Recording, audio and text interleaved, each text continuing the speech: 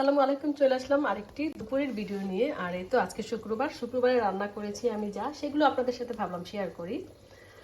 আর অনেকে হয়তো ভাবতে পারেন যে আমি এত রান্না করি আর আপনাদের দেখাই খাওয়াই না, কিন্তু কোনোদিন যদি সম্ভব হয় ইনশাল্লাহ খাওয়াবো।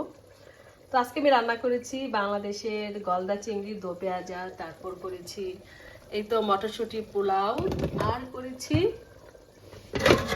আলু দিয়ে গরুর মাংস। এই হচ্ছে আমার আজকের দুপুরের খাবার। আর এই চিংড়িটা কিন্তু দই চিংড়ি, আমি এটা টক দই দিয়ে করেছি, খুবই সহজ রেসিপি। এটা আরেকদিন একটা রেসিপি করে আমি আপনাদের দেখাবো। দেখুন লুকটা সুন্দর না? চিংড়ি মাছগুলো কিন্তু ভালোই বড়।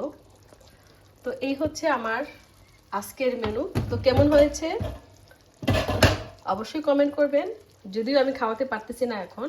তো ভিডিওটা কেমন হয়েছে